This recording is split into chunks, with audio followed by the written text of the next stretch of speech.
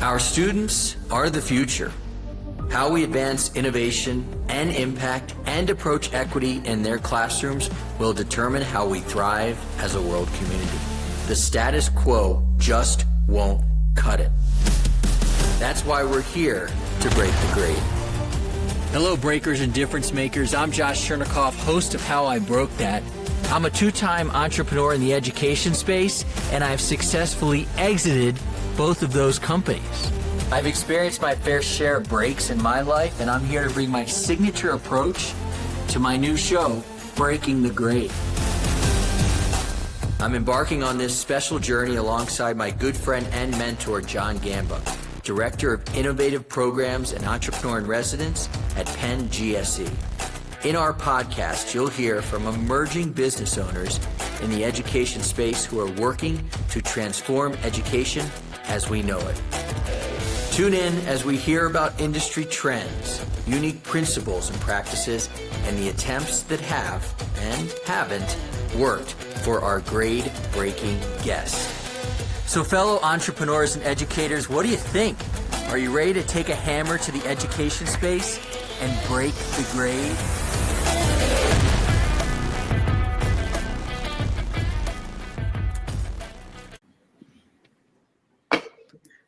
All right, everybody. Welcome to Breaking the Grade. My name is Josh Chernikoff. I'm joined by my co-host, my coach, my colleague, and this weekend, our your rival.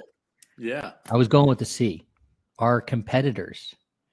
Wow. And we have kind of no business being where we are, but you got to fake it till you make it, whether that's in sports or in life. Well, I'm not going to really say much other than let the best team win. I'm so enamored by the Commanders season, Jaden Daniels. It's just been an awesome story. And I mean, it's not the Cowboys, right? It's, you know, I lived for a while in the DC area. I kind of rooted for the Skins when they weren't playing the Eagles. So it's going to be a great game. I'm nervous. I will say that. It'll just be awesome. So I'm not going to talk smack at all. Yeah. Nothing to lose for the Commanders, man. And isn't that a wonderful place to be, you know, from a sports perspective, but also it's just like, you know, think of it from a business perspective in the sense of like, you just, you know, you and I are prepping to go to a conference. And from the way of, you know, I like to think of conferences as there's no way to lose as long as you go to a conference, just willing to meet people and listen and learn. If you go with this mindset, I got to close, I got to sell, I got to get contracts, most likely you're going to come out on the short end of that. But if you go with nothing to lose and just to meet people and try and help them, you can't lose, right? Yeah. I mean, it's the age-old wisdom and some advice I've gotten from former mentors. Have you done all of the work? Have you prepared the best you can? And yeah, get out of the results. Can you go in there and can you put everything you've got on the field, knowing you prepared the absolute best you could? And if something freaky happens, a missed short field goal, a mistake, a pick six, that'll be awful. But if you ask that question, did I put a plan together? Did I go to the conference with intention? Did I not phone it in? Those are the kinds of questions they ask. And if the answer is, you know, yes, you've done everything possible, then you can get out of the results and know that it's been a great season for both teams. And as long as the Chiefs don't win. Right. I see that. You know, I think, you know, at some point, people just want to knock off the winners. And so you see the stuff on Facebook that, you know, everybody's rooting for the team from Washington and Buffalo, which would be a rematch of the 91 Super Bowl. And that to me is insane to be able to say right now, given that they won 4 games last year. But we're not going to talk football, but I'm going to say one last thing. The people and the culture in any organization will dictate winning. And some people know that I spent 4 years working within the Washington Redskins organization, and it was the most toxic sports organization, at least in the country, if not around the world. Winning was not going to happen on a consistent basis. But now, with the right people in the right places and the right culture, they can not only win, this weekend, who knows, and going into the future in a repeatable way. And that is going to lead into our conversation. But I will pause there to let you comment on the importance of people and culture in organizations. I think it's important. I think, the book Good to Great, it's who you put on the bus. And that's from coaches to management to players. Are you really putting together a great team, a great culture? Do you have that balance between confidence and swagger, but not cockiness and arrogance? And I sense that a little bit from the Redskins of the past, that Daniel Snyder, my way or the highway, I'm going to do it my way, to everybody get out of my way. And kind of the results spoke for itself. I mean, 91, that's a long time. 33 years. It is a long time, man. That's how old Jesus was. I believe it. Maybe. You have to educate me on that stuff, as you know. Yeah. Today, we're going to talk about 3 critical systems that every education business needs to grow successfully. And whoever is in our audience, whether it's Facebook, LinkedIn, Instagram, YouTube, feel free to message us in the chat and let us know you're here, where you are, what your business is. We're picking up steam here in January 2025 in terms of people who are attending our LinkedIn Lives. I think people got to get back into the routine, especially after we took December off. So 3 critical systems every education business needs to grow successfully. The challenges that I have seen through the Ed Sales Elevation experience, I'm going to name a few. When it comes to scaling an education business, I see maintaining quality at scale, that as companies begin to grow consistently, the quality sometimes drops off. Managing growth. We all want growth in our companies, especially in education, but you have to also manage it. Attracting and retaining clients. It is super competitive out there, and it is tough to scale when you can't attract, and it's very tough to scale when you can't retain. Systemizing processes. To scale, you absolutely have to have processes in place in every part of your business. Today, we'll speak more specifically about generating leads on repeat and how you do that. And then one thing I thought about in my own experiences as I was scaling my businesses was how you balance growth with your vision, with your hopes. And I look back at my first 2 businesses, and I think that there are things that I would certainly do differently regarding my hopes for my businesses, because I think those caused me to make some decisions that weren't right in terms of investment and partners and things like that. So those are a few the challenges I see. Feel free to comment and or add.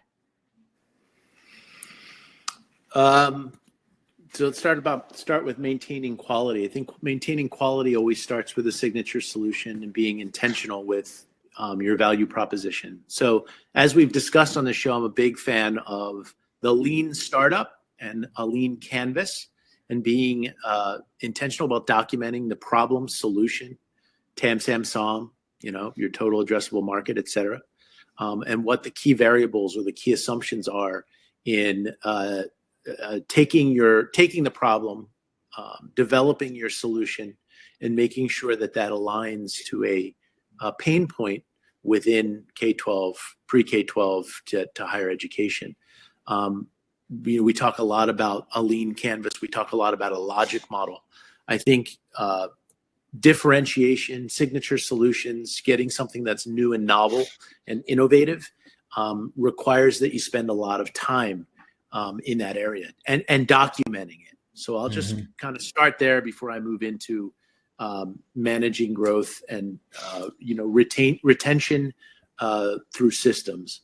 But I'll ask you, in terms of maintaining quality or creating a quality solution, signature solution, right? Being able to document not necessarily a 65 page business plan, but a lean canvas. What is the problem? What is the solution? What are the key assumptions to bringing it out there? And then doing it in an iterative or an agile way. You're going to make some changes along the way based on customer feedback. So let's start there, because I think that being able to address that leads up to some of the other keys to developing a sustainable and scalable business. Right. One of the most important parts out of three that we'll identify is building a clear and repeatable offer system. And when you say document, I hear document, and I also think listen. And to document, you have to listen.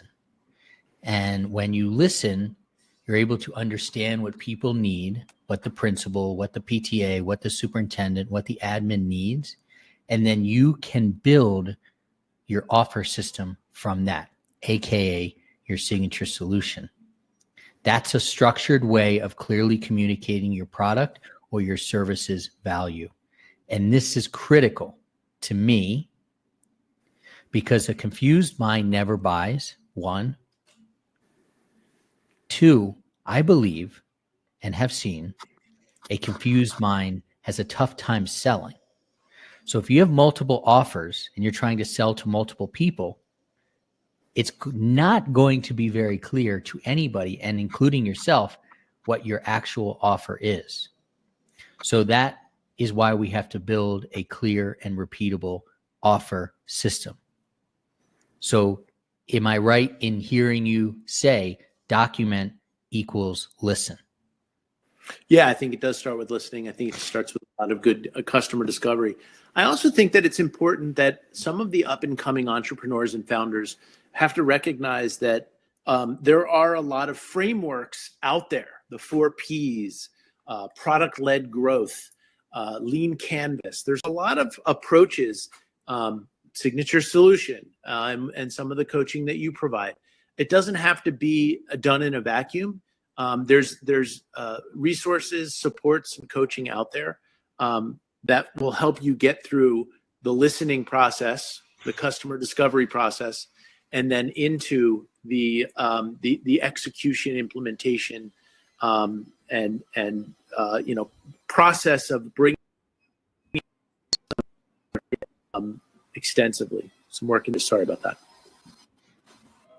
We did not hear the noise. You broke up for a second, but it's all good because we heard you very well. And I think it's a perfect time as you talk about how I can help, how you can get resources off the shelf, or it makes me sound like I'm 90 years old, or YouTube or wherever you get them. And also from the good folks at the University of Pennsylvania's Graduate School of Education. Talk about Catapult. Yeah, so our framework really is built around leadership, product, market, and finance. So we have a Catapult Virtual Accelerator, $399. You get an assessment of your business, and then you get dropped into a self-paced standalone accelerator where you get coaching, access to learning resources, access to strategic advisors, access to researchers and practitioners, all within this entrepreneurial community of practice. One-time fee of $399, lifetime access. And our framework, which we really believe, based on our own customer discovery, is that EdTech founders really need support in leadership or creating a cross-functional team. Product, what are the next generation product elements that are going to differentiate your product? Do a lot of work in the area of AI and machine learning. Market, what is the product market fit? What is the go-to-market strategy? What are you doing to identify and meet core customer needs? And then finance. What are the financial levers that you're putting in to manage your profit and loss, and hopefully get to cash flow positive operations? And how can you take that financial discipline and use that to your advantage as you're raising capital? That, my friend, is a very clear offer, right? Yep. Catapult has a very clear offer. And I'm sure you've been there. I certainly have been there as I've started my other two businesses, and including this one. Ken can admit, because Ken has been alongside with me basically since the ride started here. When you clarify your offer, you minimize misunderstandings and you ensure that the prospects recognize your value, and you build trust and you reduce friction in that process. And then you have that consistent and reliable sales approach. I have found myself in each one of my businesses deviating from my offer to get a sale done, and then find myself, and unfortunately my team as well, finds themselves trying to figure out how we are going to deliver exactly on what our offer was. Not having that in this business, in the Ed Sales Elevation Experience, our offer is 100% clear. Go through our cohort. We will guarantee you that you will get 3 of your highest converting, highest qualified clients to the 99-yard line. We are very clear to say they will not close, because you've got to be able to punch the ball in. Do you have experiences in your own businesses or with some of the folks you've mentored where their offer wasn't so clear and it got them into hot water? Yes. I think when you talked about the 99-yard line, you distracted me because I started thinking about the Philly tush push. But you love tushes. Yeah. That's another conversation. Yes, I do think that especially in the ed tech space, there is a lot of noise and a lot of room for distractions. Am I selling directly to students? Am I selling directly to parents? Am I selling directly to schools? The student is the user, but the district is the buyer. So I say that to say that it's not easy to really focus on what that signature solution is, who your target audience is, who you're selling to, who's using the product, and what you have to do to deliver a measurable result or an outcome that would warrant that customer to renew or buy it again. And that's the whole kit and caboodle. And I get a lot of mentees who want to do a lot of things to a lot of people inside of an education ecosystem where we say, time out. Can we start by focusing here, doing that really well, right, and using that to parlay your way into doing some of the other things that you want to do? 100%, the power of one. And if you take a step back and think about exactly what you're saying, having a clear offer system to one stakeholder, your messaging is the same, your promises are the same.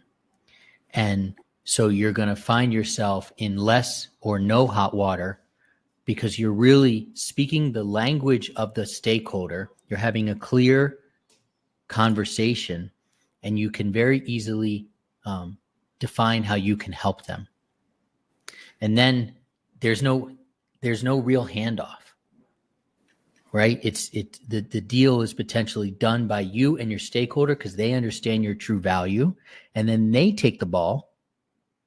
And then what they have to do is talk to potentially the principal, the other teachers, the assistant principal. But depending on who that stakeholder is, you've really communicated to them your value, and they're ready to roll. And this is something that we focus on minute friggin' 1 of the Ed Sales Elevation Experience. And come 11:01 this Tuesday, we are starting our unofficial 8th cohort. And we have 10 companies in the Ed Sales Elevation Experience that are starting this Tuesday. And at 11:01, we will start talking through who you are really speaking to so that we can begin to help them with one of the most powerful systems they need to build, which is that clear and repeatable offer system. We've got some really great names of people joining the Ed Sales Elevation Experience. If you want to join our community, there's the QR code. And John, we've got some names that I know you love. And I could probably look back through our text messages and see pictures, of you on the streets of New York or Philadelphia or some conference with Sam Rabkin, Paul King, to name a few that you always say, I was talking about you. We took a picture. So we've got a great group coming in on Tuesday morning. Awesome. Yeah, really excited. The system that I want to highlight now is a robust lead generation system that attracts, nurtures, and converts prospects. And when I say attract, nurture, and convert, I am not putting a time limit on those. And the reason I say that is because the sales cycle in education is so hard, which is why it is so important to have a robust lead generation system. Can you comment on that? I can comment on it. I think that systematizing lead generation is critically important. And I think that you do that really well with your cohort. I think that it does come down to clarity on your offering.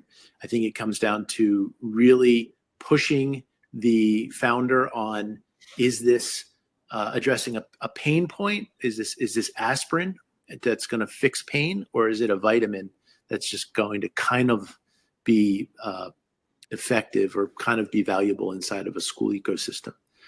It's got to be a painkiller. It's got to really address something that is going wrong, something that needs to be addressed inside of that education ecosystem.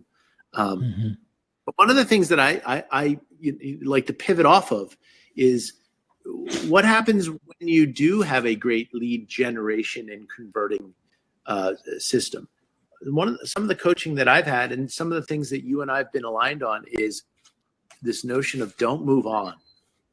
Get your first customer, but don't move on. Make that customer a raving fan. Make that customer a hero inside of their ecosystem, and they will sell for you. I think that's critically important. And that moves into managing growth, and that moves into how do you retain and develop lifelong clients? How do you show a process of leading to net recurring revenue, which is a function of not only acquiring new customers, but nurturing, retaining, and creating loyal customers that will buy again and serve as an extension of your sales team. And that's the area where I think value is magnified, synergized, and complemented if you do it right. Talk a little bit more about how value is magnified. So if I'm a big fan of Raving Fans. You could read it in under an hour. It's one of my favorite books. And what we say is, and I think a lot of people that are sales driven get into what is the quantity of sales that I need to generate over a period of time to be able to achieve my objectives. And I would say that if you slow down and you get into a mindset of quality customers who can become part of your ecosystem of support and will actually speak to other prospects about the value of your signature solution, you'll have a lot better time converting quality leads than you would if you did not have those raving fans. If you did not spend the kind of time to demonstrate how your product or service delivers a measurable outcome and delivers on the promise of making that district superintendent or that principal a hero inside of their ecosystem. Give you an example. Go back to Naren, Metamorphics, and Cascades, just because it's the first one on my mind. If he can deliver a solution that is going to make the principal or the superintendent recognized for being driven by student mental health, recognized for being having an ability to take disparate data points, consolidate that through the use of AI, and come up with actionable insights to put students first and serve students in this hair on fire environment that we're in related to mental health. that makes that superintendent look like a hero to that superintendent's board, a hero to that superintendent's community, and a hero in that superintendent's ability to deliver on what he or she is paid to do. Let's not go past that and move on to the next opportunity.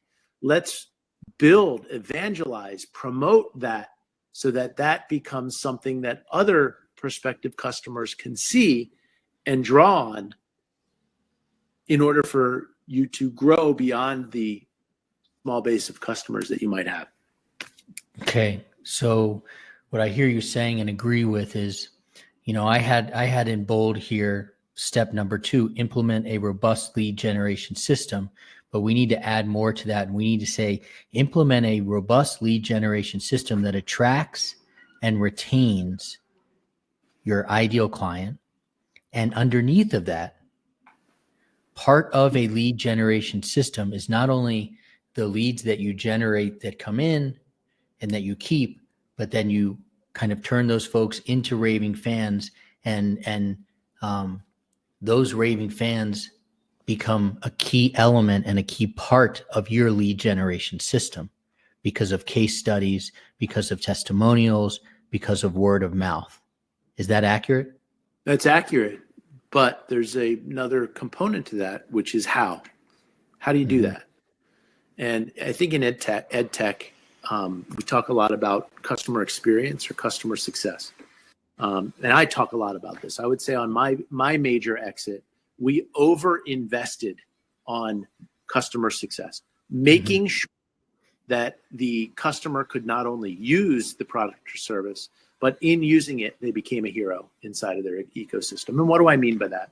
I think the audience should understand that I see 3 key elements to retaining and developing a loyal customer. And that is being very good at 3 things related to customer experience. The first is, go ahead. The first is onboarding and provisioning the product. Do they understand how to get a username and password? Do they know how to implement it within their LMS? Do they know how it interoperates within their technical environments? Just the basic blocking and tackling of, you saw the demo, you want the product, you see how it solves a pain point. How do I implement? How do I onboard? How do I provision this service without a bunch of teachers, students saying, where is it? I don't have my username. So getting really intentional with the onboarding and provisioning elements of your product and service. And in EdTech, that's critically important. 2 is implement. And so that is a technical function. The second part is the implementation of the product and service. So now I've got usernames and passwords. Now I've implemented, now I've onboarded and provisioned. How is it going to be used, or how does it align with the instructional episodes, or how does it align with the operation of my school or school district in a way that is pedagogically aligned, or in a way that is going to specifically solve the pain points that you said you were going to do? That is usually a pedagogical process. So onboarding and provisioning, technical. Implementation, typically is pedagogical. Okay. And then finally, the third part, which is, I think, the most important, which is the customer success element in and of itself. And that is a celebratory function. And that is being able to, who within that educational ecosystem is using the product well? How do we celebrate them as a rock star user? How do we promote that or publish that? And then how do we get the ones that aren't using it yet and nudge them along to be users? Does that mean that we take the people who are power users and have them encourage those who are not?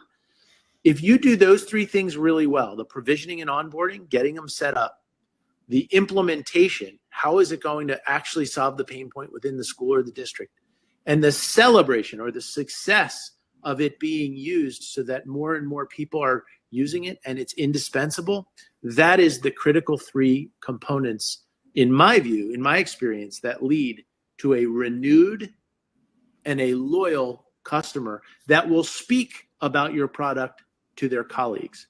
You break any of those, usernames and passwords, security, privacy, breaks down. Implementation, we onboarded, but we weren't really implemented. It didn't really help literacy rates. It didn't really help students with disabilities, and it didn't really do what they said it was originally going to do. And it stayed kind of latent. It stayed kind of on the shelf. And then if it's being used and nobody knows that it's being used in a way that's solving that pain point, that doesn't deliver a lot of value either. So if you go 1 for 3, 2 for 3, but if you go 3 for 3 and you're intentional and you spend the time and resources to do that well, I like your chances on retention and having this movement of customers who will help you sell to their colleagues.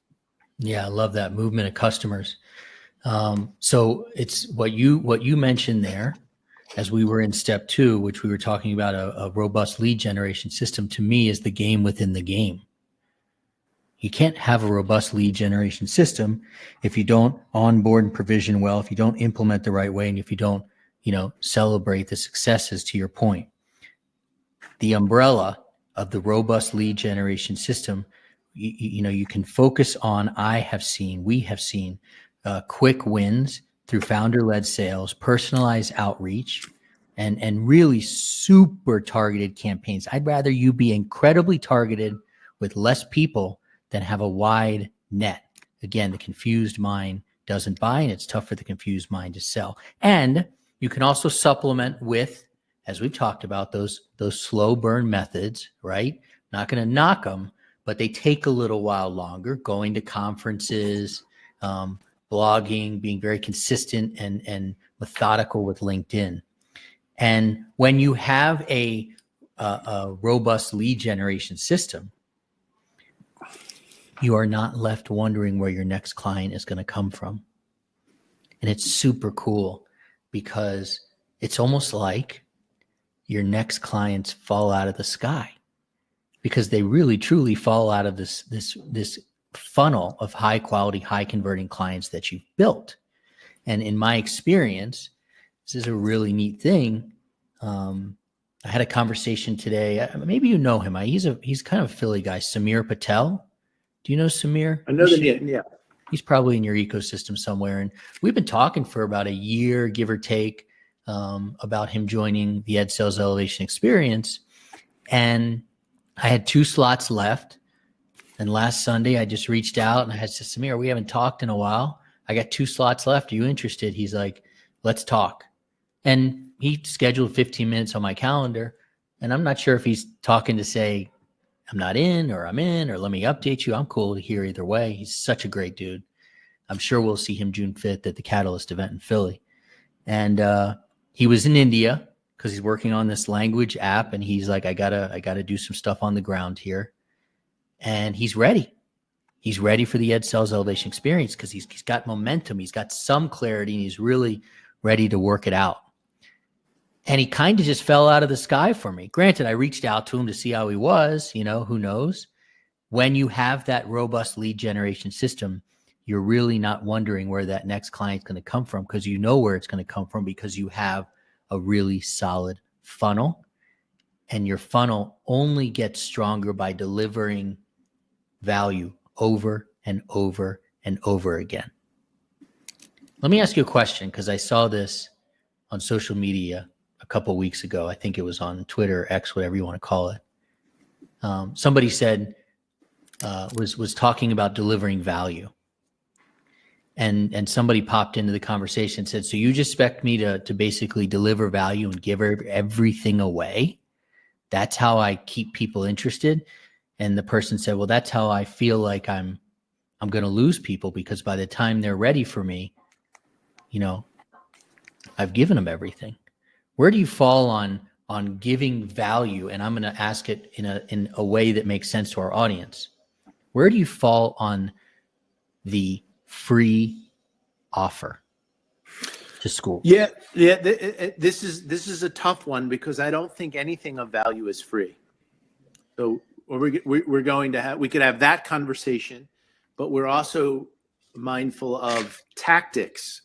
Sometimes if we're in a world that there is an expectation that you don't have to put down your credit card for a 30-day trial, and you believe so much that your product does have value, you're not afraid to do that. There is There are strategies for a free trial, a automated converted free trial, and they can be used as tactics. I've kind of softened on that, but typically I'm much more aligned with a small paid pilot to demonstrate value that grows. I think that there is room in this world of evolving EdTech for free trials or a free period that automatically converts to a month-to-month or an annual contract. I think it really depends on the type of product or service that it is. Okay. That one always, to me, that's one of those age-old questions that we always talk about, and I like bringing it back up because, you never know, somebody's joining for the first time to listen to us, which is, people are always thinking that free, should I do that free offer? Oh, that'll work. Oh, it doesn't work. Much like when we talk about demos. Step number 3 of powerful systems to grow your education business with more ease. Optimize your delivery system for consistency and scalability. You have to have a well-defined delivery system to meet those client expectations, ... consistently. Has to be done consistently. One place you can start is kind of mapping out that entire client journey from onboarding to post-delivery to follow-ups. Project management software helps a lot, and that helps to facilitate communication and accountability. We have been using within my team a really wonderful project management software called Basecamp. It's funny because I've been using Basecamp and its kind of sister CRM since 2010. I think I was the last person on earth to use Highrise, which was their CRM. They eventually shut it down. A good project management system is going to optimize your delivery system for consistency and scalability. I absolutely saw that and the need for it and how I was not exceptionally good at it in my second business, Flex Academies, where we had 82 schools,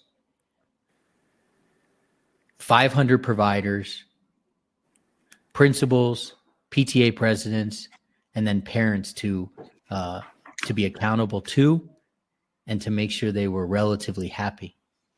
And so delivering our system consistently and with scale was tough because we were in different school districts in different states. Principals have different expectations. So that was tough for me. As you scaled your business, did you run into delivery challenges when it came to consistency and scale? Yes, definitely. I think that's a big challenge. I think that's a big question. By the way, that's awesome that you were using Basecamp in 2010. I was using Basecamp in 2012, 2013. So that ages us. I think it's critical, whether it's an Asana or a Trello board or any of these different CRM systems. I think it's critical to use them or you won't scale. Things will get lost in the shuffle. You'll lose them in email. But tracking it and using it and being disciplined about using it is critical. But I also think there's got to be a sense of flexibility in how you use it. You don't have to use every aspect of Basecamp. You don't have to use every aspect of a Trello board. You just have to use something that's going to track and keep your operation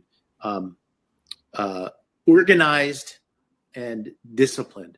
That's the first thing. Second thing is your CRMs like Salesforce and HubSpot, how you're managing your lead generation on top of what they're learning through the sales elevation, the elevation project and the process. I think there's a lot of room for using some of the core elements of a free HubSpot instance or a free Salesforce instance without thinking that you have to use all of the elements, because then you tend to get overwhelmed and lost. But really buttoning yourself down with one of those systems is important. Finally, in your own system, and I do this a lot with my mentees, they give me a demo, I see what they're trying to do in AI for observation and evaluation, AI for reading, AI for a coaching assistant for teachers. And after I see the demo, I always go, show me your dashboard. Show me what you're doing and show me what you can demonstrate to that customer on the back end that shows that user has gone through the process of using your product and service, and this is the outcome. Time on task. Did they provide insight? Was there an actual result or an improvement in a formative or a summative assessment? But getting really creative and intentional about a back-end dashboard, I think, goes a very long way to being able to measure your value.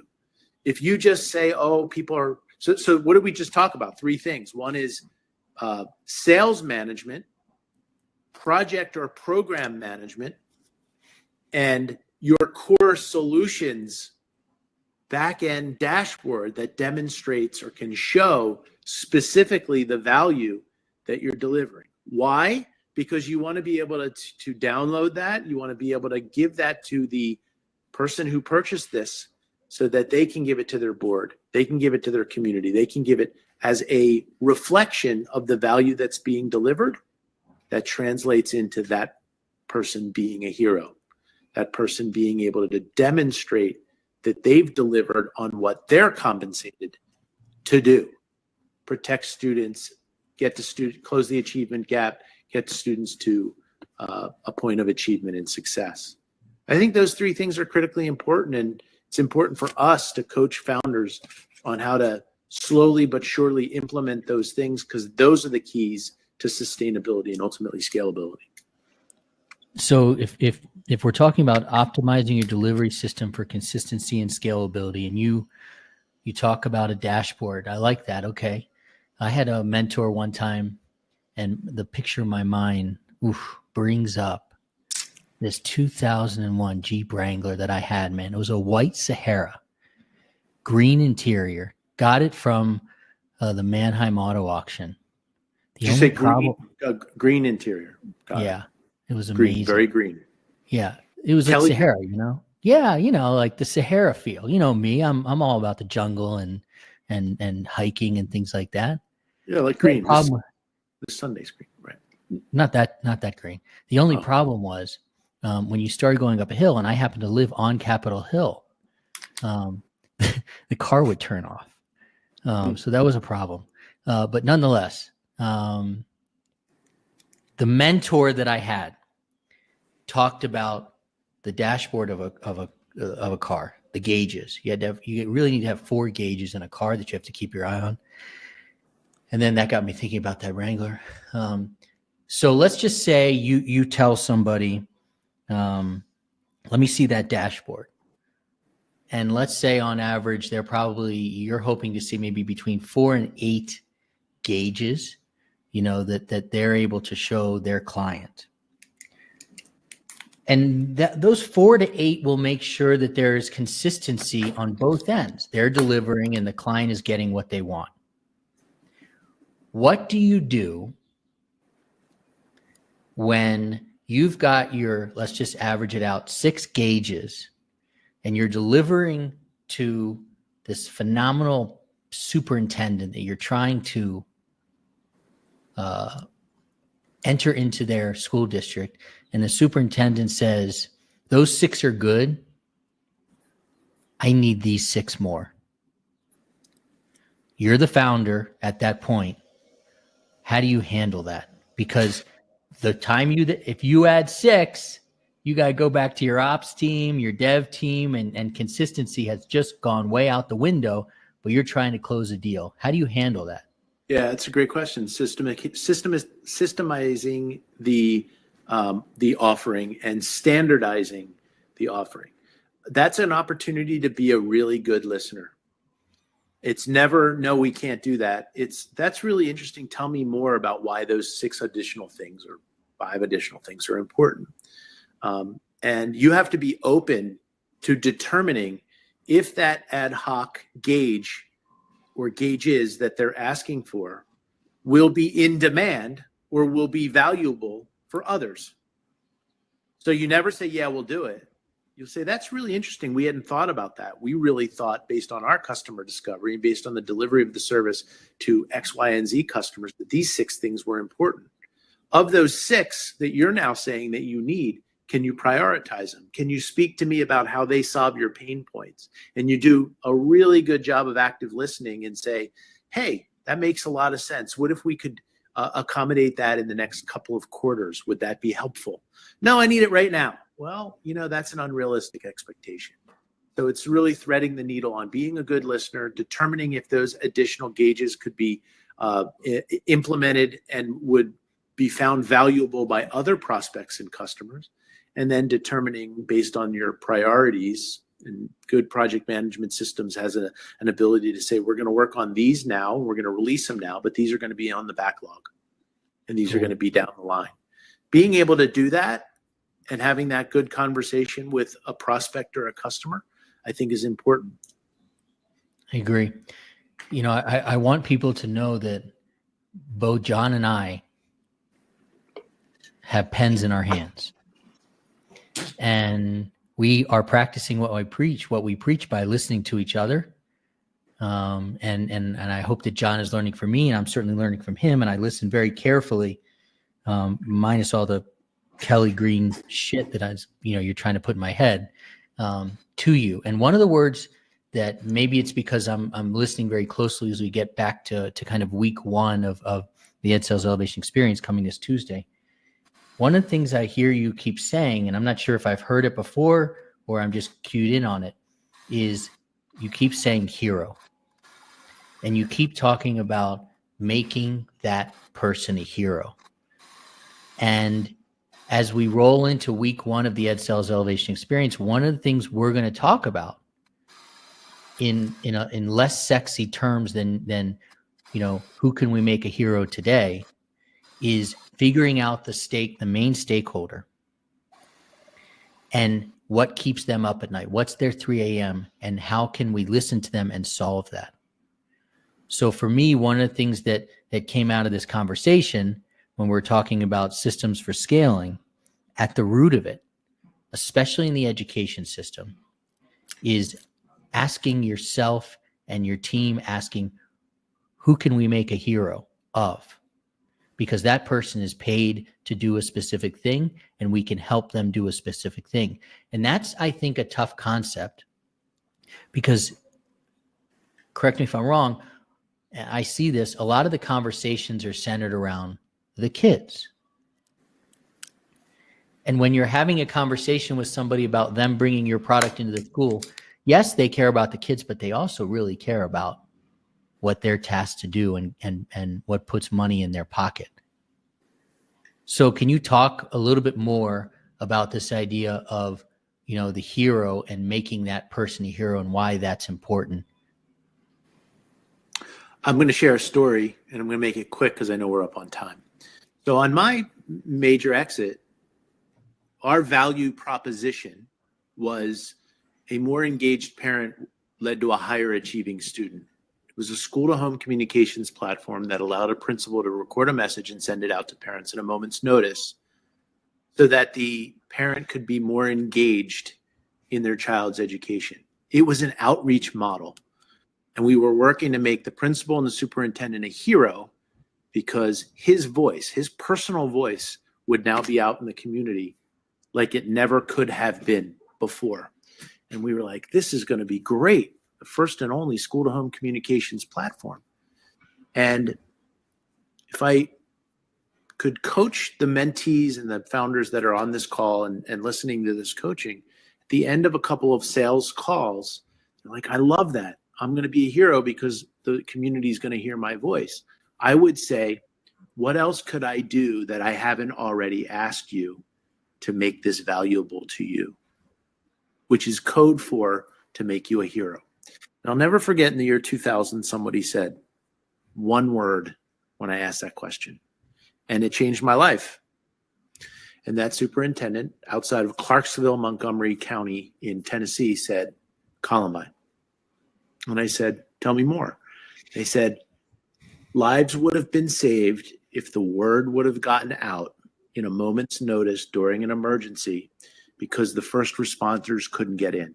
There were cell phones and there was chaos, and cars blocked the ability for fire trucks and ambulances to get in during Columbine. If you can make this not only an outreach tool, but something that will allow me to get a message out in a moment's notice in the event of the unthinkable, that will really, really deliver some value to me. And 6 months later, 400 of our schools used it during 9/11. So we responded. We had to change our dashboards. The light bulb went off. I had challenges from my board and my team that said, John, we could never do that. We're an outreach company. We can't get a message out in 15 minutes over the POTS, the plain old telephone system. Let's figure it out. I'm hearing that feedback a lot. And we delivered it. And then later we delivered attendance messages, and all through the lens of how do we make that stakeholder, how do we make that person that is purchasing this for a significant amount of money a hero. Now he was sending outreach messages. Now he was sending out emergency messages in the events of the unthinkable. This product has been used during Sandy Hook and 9/11, Parkland, and the list goes on, unfortunately. But we were listening and we were thinking about how we could deliver value, demonstrate or show that value on the back end through dashboards.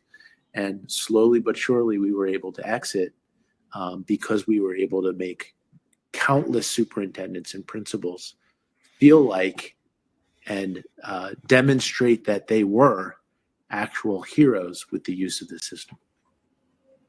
Awesome. When you started telling the story, and by the way, that's a new story for me in the John Gamba Chronicles. I'm thinking that person asked for that, and that's one of those decisions that you make, despite maybe what I would think your dev team or your COO or your board says. Well, I don't know. Maybe John knows, the CEO, the founder knows, not that 9/11's coming, but this is worth it. And you make those decisions. So super cool story. Appreciate it. We will wrap up here with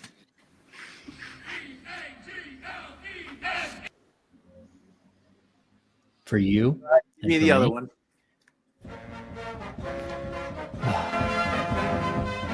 Sounds so pretty. It does not matter on this show who wins. This weekend, great game with no injuries. How about that? Great game with no injuries is absolutely great. John, I will be down or up in Monterrey, Mexico next week. Do my best to step into some very large shoes on a panel. Because you have some other obligations with your family, which makes perfect sense. I'm super excited to be there and get to meet some different people who I've only seen their names and faces through emails with you. And so I'm excited to be there. But nonetheless, 3:00 this after your 4 Sunday, right? Is it your 4? It's R3, and I just want to point out that the Eagles song was 6 seconds, and that went on for 45. So that says something about this. It is a little one-sided, that is for sure. But by the way, you don't know this, but for me to get you that EAGLES, I had to ship it to the Philippines and have Ken figure out how to get that thing on there. So I go to the ends of the earth, including the Philippines, for you, my brother. Thank you. That was good. I'll take the 6 seconds. Thank you for everybody for sticking around. Have a great couple of days. Have a great weekend. Hopefully you got a lot of this. We'll re-air this at 11 o'clock Eastern on Sunday, and then we'll see you again here in 2 weeks, although I'll be back in 1 week flying solo from Monterrey, Mexico. Maybe I'll try and get somebody to join when I'm in Monterrey and sit side by side. Who knows? Thank you, everybody. Have a great, great week. Take care, everyone. Go Birds. Go Skins.